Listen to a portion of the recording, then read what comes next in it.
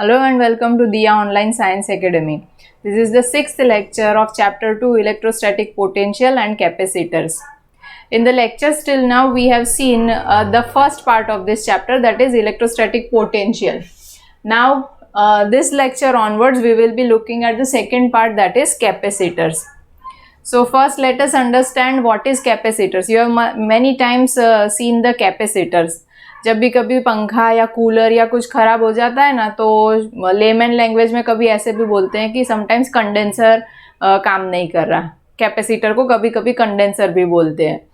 तो कैपेसिटर जो होता है वो कैपेसिटर इतना छोटा सा स्फेरिकल, ऐसे छोटी डिब्बी जो होती है ना, वो छोटी डिब्बी जैसा जो पंखे के अंदर और वो यूज़ होता है वैसा होता है.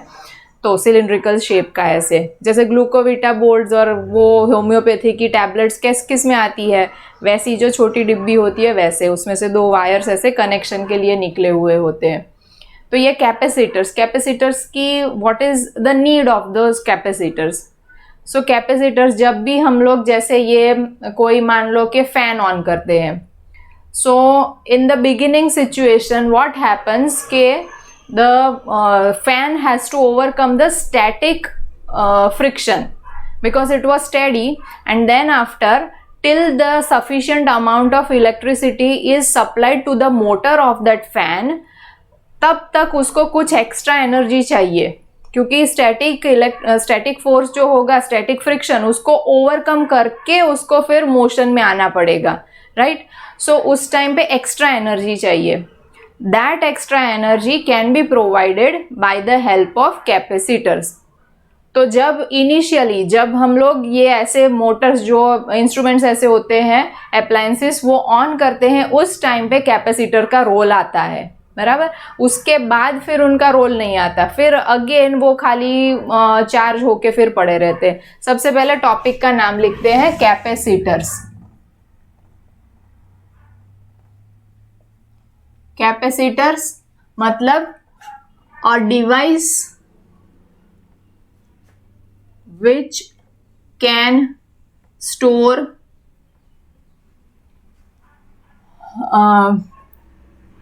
इलेक्ट्रिक चार्ज और लेट्स से इलेक्ट्रिक एनर्जी. सी, अब सबके अंदर क्या होता है, कोई आप लोग बुक्स या ऐसे कुछ देखोगे ना, तो बुक के अंदर कभी कभी ऐसे लिखा होगा कि इट स्टोर्स इलेक्ट्रिक चार्ज, और कोई में लिखा होगा इट स्टोर्स इलेक्ट्रिक एनर्जी. तो वैसे देखने जाए ना तो वो दोनों चीज़ें सेम ही है. In the capacitor what actually is getting stored के अगर मैं अभी आपको टाइप्स तो उसके पता है नहीं, मैं आगे के लेक्चर्स में बताते जाऊंगी. तो मान लो कि कोई एक कैपेसिटर है, उसके अंदर मैंने उसके ऊपर चार्ज जो है वो दिया, बराबर. तो चार्ज दे के मैंने उसके अंदर क्या स्टोर किया, मैंने उसके अंदर इलेक्ट्रिक एनर्जी स्टोर की. देन आफ्टर जब ज़रूरत पड़ी, जब फैन ऑन करने की situation I, eight that time I am supplying that means that capacitor is supplying the extra energy. Extra energy कैसे फॉर्म में, एनर्जी जो है वो कौन से फॉर्म में जाएगी, वो चार्ज के फॉर्म में ही जाएगी, बराबर. तो कुछ भी लिख सकते हैं, electric charge stores, electric charge और इलेक्ट्रिक एनर्जी, उसमें कोई गलत नहीं है, बराबर. तो ये यूज किस में होता है, फैन, फिर पंप जो होता है उसके अंदर, मोटर जिसके भी अंदर हो ना, कूलर, वाटर कूलर, वो सबके अंदर ये यूज होने वाली चीज है कैपेसिटर्स, बराबर. देखा होगा आपने, ऐसे छोटा सा सिलेंडर, सिलिंड्रिकल शेप, इसके ऊपर यहाँ पर उसके नोटेशंस और वो होता है, दो ऐसे डब्बे. बहुत सारे टाइप के होते हैं कैपेसिटर्स जो होते हैं ना, जनरली शायद आपने देखा हो वो कुछ इस टाइप का होगा. Okay, now this capacitor has some capacity to store energy, बराबर. कैपेसिटर को करना क्या पड़ेगा, एनर्जी सप्लाई करनी पड़ेगी, electrical energy. That electrical energy can be calculated कि उसकी कैपेसिटी कितनी है एनर्जी स्टोर करने की. तो उसके लिए जो टर्म आएगा वो होता है कैपेसिटेंस. क्या होता है, कैपेसिटेंस. मतलब उसकी कैपेसिटी हो गई कि वो इतनी एनर्जी स्टोर कर पाएगा, बराबर. Capacitance is represented by C and it is calculated by this formula Q by V. C equals to Q by V. This formula can be applied to any type of capacitor. Capacitor के types जो है वो अलग अलग होंगे उनके shape के हिसाब से, बट ये वाला जो है वो फॉर्मूला किसी भी टाइप के लिए ट्रू है. कैपेसिटेंस जो होगा कोई एक कैपेसिटर का वो फिक्स हो जाएगा कि मैंने ये कैपेसिटर बनाया, अब ये कैपेसिटर जो है उसका कैपेसिटेंस इतना ही होगा, मतलब उसके ऊपर स्टैंप लग गया. जब भी उसका जन्म हुआ तब उसके ऊपर थप्पा लग गया कि इसकी कैपेसिटी इतनी है, इसका कैपेसिटेंस इतना है. कोई होते हैं वेरिएबल कैपेसिटेंस वाले, बट उसमें भी एक रेंज होती है कि इतनी रेंज जो है, इतनी रेंज का कैपेसिटेंस वो सप्लाई कर पाएगा, दे पाएगा, बराबर. उससे रेंज के बाहर भी उसका कैपेसिटेंस नहीं होता, तो वो एक स्टैंप उसके ऊपर लगा हुआ रहता है, बराबर, कि इसका कैपेसिटेंस इतना. कैपेसिटेंस मतलब ये कैपेसिटेंस जो है वो फिक्स क्वांटिटी हो गई, कांस्टेंट. कोई भी एक कैपेसिटर के लिए कांस्टेंट हो गई. अगर इसका यूनिट देखें हम लोग, unit, so Q is measured in coulomb and V electrostatic potential is measured in V. तो C by V is 1 unit, और ये जनरली यूज होने वाला यूनिट है नहीं. इसके बदले कौन सा यूनिट यूज होता है? फैरेड, बराबर. फैरेडे नाम के जो साइंटिस्ट थे, माइकल फैरेडे, उनके नाम के ऊपर से फैरेड ऐसा ये यूनिट जो है वो फॉर्म हुआ है, बराबर. अब कोई भी कैपेसिटर होगा, वो कोई भी कैपेसिटर के लिए आपको इतने फैरेड का कैपेसिटर ऐसे नहीं देखने को मिलेगा. वो कितना कैपेसिटेंस होगा? Micro farad, nano farad, pico farad, कम कम कैपेसिटेंस वाला होगा. तो उसके लिए भी रीज़न है कि वो डायमेंशन के ऊपर डिपेंड करता है. तो अगर ज़्यादा कैपेसिटेंस वाला हुआ ना तो वो कैपेसिटर बहुत ही ह्यूज हो जाएगा, बराबर. और हमें चलाना है पंखा, जो मोटर है उसकी इतनी होगी और उसमें कैपेसिटर चाहिए इतना, तो ये कोई प्रैक्टिकल थिंग है नहीं, बराबर. तो वो कैपेसिटेंस, थोड़ी एनर्जी चाहिए होती है इनिशियली जो स्टैटिक फ्रिक्शन होता है उसको ओवरकम करने के लिए. That much can be enough if you supply a few microfarad और picofarad of capacitance. माइक्रोफैरड में कुछ दिया तो वो ऑन हो जाता है, बराबर. अब ये हो गया C equals to Q by V. C equals to Q by V को कैसे समझ सकते हैं हम लोग कि suppose I have a sphere over here which is not charged yet. इसके ऊपर excess charge कुछ नहीं है. अब इसके ऊपर मैं इनफाइनाइट डिस्टेंस से कोई dq जितना चार्ज जो है वो लेकर आती हूँ initially, right. Now initially there is no charge over here, that means no electric field. No electric field, that means no work has to be done to bring this dq charge from infinity to the given point, right. Now एक बार ये dq charge जो है वो इसके ऊपर deposit हो गया, मतलब क्या हो गया, इसके अराउंड कुछ इलेक्ट्रिक फील्ड बन गया.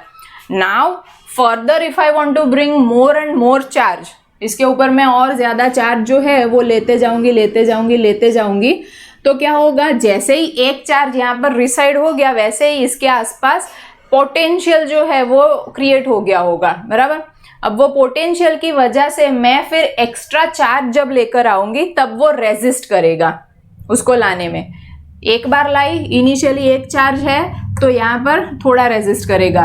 फिर नेक्स्ट टाइम जब ये 2 चार्जेस होंगे तो थर्ड को आने के लिए और ज्यादा रेजिस्ट करेंगे, तो वो रेजिस्टेंस जो है वो इंक्रीज हो जाएगा. वो रेजिस्टेंस मतलब ये क्या हो गया, पोटेंशियल. रेजिस्टेंस मतलब क्या, उतना वो लेकर तो आएंगे हम लोग, but against that resistive force we will have to supply more and more work. That work is actually electrostatic potential, right. तो ये इलेक्ट्रोस्टैटिक पोटेंशियल भी इंक्रीज होता जाएगा जैसे जैसे मैं Q जो है उसको इंक्रीज करती हूं, तो बराबर. क्या कहा हमने, एज Q इंक्रीजेस इस स्फीयर के ऊपर V ऑल्सो इंक्रीजेस, बराबर. न्यूमरेटर भी इंक्रीज होगा, डिनोमिनेटर भी इंक्रीज होता जाएगा. तो अब इसके ऊपर से फॉर्मूला में हमने लिखा कि C equals to Q by V, but फिर भी ये खास ध्यान देने की बात है, बट फिर भी कैपेसिटेंस जो है वो capacitance does not depend upon, capacitance does not depend upon Q और V। ये क्या हो गया, कोई भी इक्वेशन होता है, वो कोई भी इक्वेशन में के अंदर कोई भी टर्म आता है तो हम बोलते हैं कि हाँ this depends upon this thing, बराबर। उसके अंदर नहीं आता तो हम बोलते हैं कि देखो इसके अंदर कोई फॉर्मूला के अंदर आया नहीं ये टर्म, मतलब वो उसके ऊपर डिपेंड नहीं करता। अब इसमें तो C के अंदर Q भी आ रहा है, V भी आ रहा है, दोनों चीजें आ रही है, बट फिर भी हम बोल रहे हैं कि वो कैपेसिटेंस Q के ऊपर या V के ऊपर डिपेंड नहीं करेगा। तो मैंने अभी आगे क्या बताया कि कोई भी कैपेसिटर जब फॉर्म होता है, जब मैन्युफैक्चर होता है, तब उसके ऊपर ये एक थप्पा लग जाता है कि इसका कैपेसिटेंस इतना ही। वो जो फिक्स्ड क्वांटिटी होती है, कांस्टेंट क्वांटिटी, उसी को उसका कैपेसिटेंस बोलते हैं। मोर ओवर हमने क्या बताया कि Q इंक्रीज होगा, न्यूमरेटर इंक्रीज होगा, साथ ही साथ उतना ही डिनोमिनेटर इंक्रीज होगा। डिनोमिनेटर इंक्रीज होने की वजह से क्वांटिटी जो है वो डिक्रीज होगी, इसके इंक्रीज की वजह से इंक्रीज होगी, इसके इंक्रीज की वजह से डिक्रीज होगी, तो वो बैलेंस हो जाएगा। एक के इंक्रीज की वजह से बढ़ाया, दूसरे के इंक्रीज की वजह से वो अगेन डिक्रीज हो जाएगा। So ultimately capacitance remains the same, बराबर। तो अगर वो Q एंड V के ऊपर डिपेंड नहीं करता तो किसके ऊपर डिपेंड करता है? Capacitance depends upon the dimensions, बराबर। डायमेंशन उसके कितने हैं उसके ऊपर वो डिपेंड करेगा। अलग अलग शेप के होंगे कैपेसिटर टाइप्स, और उसके अलग अलग लेंगे तो उसके हिसाब से उनका, सपोज के स्फेरिकल मैंने लिया है तो वो रेडियस के ऊपर डिपेंड करेगा। फिर अगर मैं पैरेलल प्लेट, अभी आगे मैं बताती हूँ, पैरेलल प्लेट अगर लिया हमने तो वो प्लेट जो है उसका एरिया कितना, दो प्लेट्स के बीच का डिस्टेंस कितना, वो सब के ऊपर डिपेंड करता है। और भी आगे देखेंगे कि वो उसके बीच में हमने क्या चीज जो है वो फिलअप की है, मतलब डाइलेक्ट्रिक सब्सटेंस जो होगा वो डिटेल में आगे हम लोग देखेंगे, उसके ऊपर भी डिपेंड करता है। बट लार्जली हम लोग अगर देखें तो it depends upon the dimensions, capacitor के डायमेंशंस के ऊपर वो डिपेंड करेगा। अब हम लोग इसके टाइप्स देखते हैं। तो टाइप्स, फर्स्ट टाइप जो है वो हो गई स्फेरिकल कैपेसिटर। सेकेंड जो देखेंगे वो होगा parallel plate capacitor. And third type जो देखेंगे वो सिलिंड्रिकल कैपेसिटर।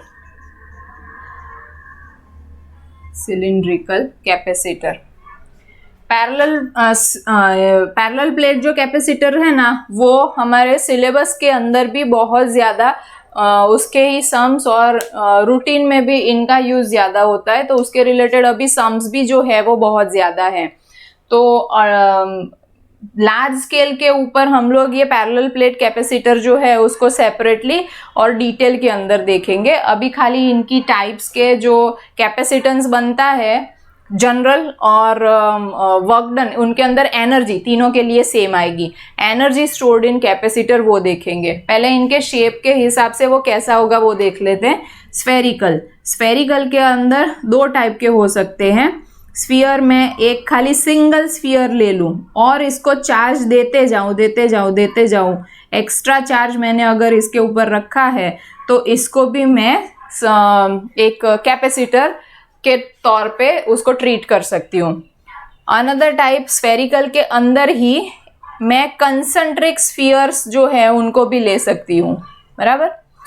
ये जो होगा अंदर वाला वो एक सॉलिड भी हो सकता है, solid sphere, and it can also be a hollow one. बाहर वाला तो होलो ही होगा और इनके बीच पोलैरिटी का डिफरेंस होगा। That means one would be at positive polarity, let's say outer one, तो इनर वन जो होगा वो नेगेटिव पोलैरिटी के ऊपर होगा, बराबर। कंसंट्रिक होंगे, ये ऐसे मेटल से बने हुए, तो ये स्फेरिकल हो गए। फिर parallel plate capacitor. Parallel plate में क्या होगा, दो प्लेट्स होंगी और उनको फिर कोई एक सर्टेन डिस्टेंस से अपार्ट किया होगा। एक के ऊपर पॉजिटिव पोलैरिटी और दूसरे के ऊपर नेगेटिव पोलैरिटी होगी, सर्टेन डिस्टेंस से अपार्ट होंगे, बराबर। ये पैरेलल प्लेट कैपेसिटर्स हो गए। फिर सिलिंड्रिकल, सिलिंड्रिकल के अंदर जैसे हमने स्फीयर था वैसे स्फीयर के अंदर कंसेंट्रिक स्फीयर्स लिए ना, वैसे ही सिलेंडर के अंदर कंसेंट्रिक ऐसे सिलेंडर समझने हैं कि ये एक बाहर वाला सिलेंडर, एक होगा अंदर वाला cylinder, and both of them would be at opposite polarity, बराबर। एक वायर इसमें से, एक वायर जो एक कनेक्शन के लिए इसमें से निकला होगा। तो ये टाइप्स हो गए इनके, मोटा मोटा हमने इसके बारे में देख लिया। अभी हम लोग नेक्स्ट जो है वो इनके अंदर एनर्जी कितनी स्टोर होती है उसका फॉर्मूला डिराइव करते हैं। उससे पहले आप लोग ये नोट कर लीजिए। Now energy stored in any type of capacitor, energy stored in a capacitor. चलो, तो कैपेसिटर बनाने के लिए क्या करना पड़ेगा, उसके ऊपर हमें चार्ज जो है वो डिपॉजिट करना पड़ेगा, बराबर। एनर्जी देनी है, उसके अंदर स्टोर तो होगी, वो स्टोर कौन से फॉर्म में होगी, हमने उसके ऊपर चार्ज जो है वो डिपॉजिट किया होगा, तो उसके अंदर इलेक्ट्रिकल एनर्जी जो है वो स्टोर हुई होगी। तो कहीं से हमें उसके ऊपर जो है, जो भी टाइप का होगा, जो भी शेप का होगा, उसके ऊपर चार्ज जो है वो डिपॉजिट करवाने हैं। तो सपोज के इनफाइनाइट डिस्टेंस से हम वो जो चार्ज है उसको लेकर आते हैं, तो हमें उसके लिए क्या करना पड़ेगा, वर्क डन करना पड़ेगा, बराबर। सपोज अभी हम लोग ले लेते हैं कि जो भी कैपेसिटर होगा, मैं यहाँ पर सर्कल दिखा रही हूँ स्फेरिकल, बट ज़रूरी नहीं कि ये स्फेरिकल के लिए ही एप्लीकेबल है। ये कोई एक कैपेसिटर है और उसके ऊपर initially at t equals to 0 जो चार्ज होगा, चार्ज कितना होगा, तो चार्ज C इक्वल्स टू क्या है, Q बाई V है हमारे पास, तो Q equals to C into V जितना चार्ज होना चाहिए, बराबर। अब इनिशियली इसके ऊपर कोई भी चार्ज है नहीं, बराबर, कोई भी चार्ज नहीं है t इक्वल्स टू 0 वाली सिचुएशन के ऊपर। फिर पोटेंशियल कितना होगा, तो पोटेंशियल भी कुछ भी नहीं, चार्ज नहीं है तो पोटेंशियल नहीं।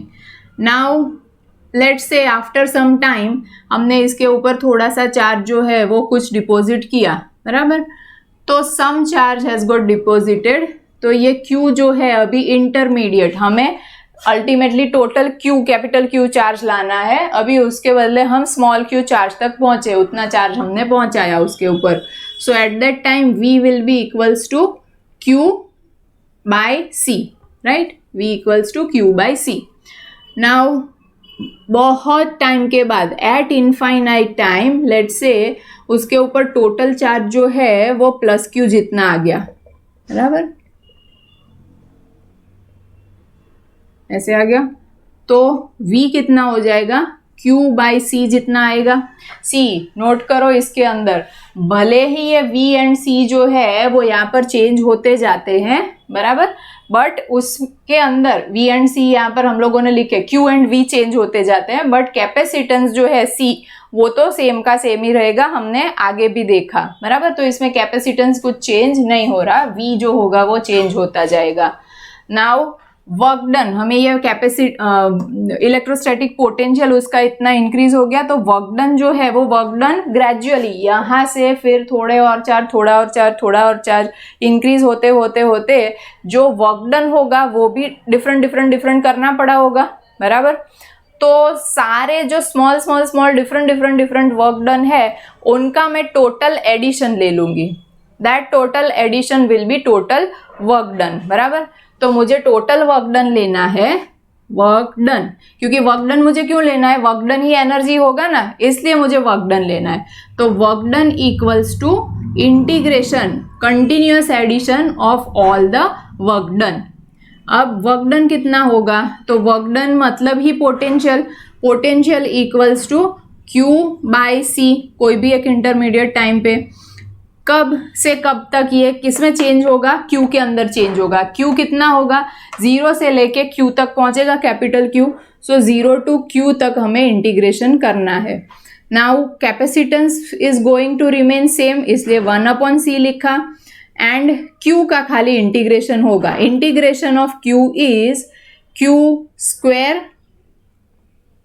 ये पहले small q square by 2, q square by 2 and limits from 0 to capital Q equals to 1 upon 2c और limits put कर दे, upper limit minus lower limit, upper limit is q, lower limit is 0, so the finally the answer that we get is q square by 2c. So W या तो फिर energy stored in a capacitor can be represented by q square by 2c. अब Q और C की value अगर given है, अगर आपको क्वेश्चन दिया है और कैलकुलेट करना है एनर्जी स्टोर्ड, तो Q और C वैल्यू अगर है तो उसके ऊपर से ऐसे कर सकते हैं, और अदरवाइज आप लोगों को C एंड V अगर दिया है तो मुझे Q नहीं चाहिए ना, तो मैं Q को सब्जेक्ट बना लेती हूँ, तो C एंड V हो जाएंगे, बराबर, C and V, C into V, Q equals to C into V. So let us say Q equals to CV और उसको इसमें पुट करते हैं E इक्वल्स टू Q की जगह पर CV स्क्वायर बाई 2C. सो एक C कट हो गया और इधर V बचा, तो V स्क्वायर 1/2 बचा, हाफ एक C बचा और V का स्क्वायर बचा, तो half CV square is also one form of the formula of energy stored in the capacitor. Then third के अंदर ये CV हो गया और ये Q और C हो गया. अब QV बाकी, मतलब कि C नहीं चाहिए, तो इसमें से C को सब्जेक्ट बना लेते हैं, तो C equals to Q by V put कर दे, बराबर, C equals to Q by V. So E equals to Q square by 2 into Q by V. So that is Q जो है एक कट हो जाएगा, 1/2 बचा, V न्यूमरेटर में जाएगा, तो Q और ये न्यूमरेटर में गया V. So E equals to 1/2 Q into V is also one more type of formula for the energy stored in a capacitor. ठीक है, इसको नोट कर लो. So here we come to the end of this lecture, and in the next lecture we will derive the formula for capacitance according to their type.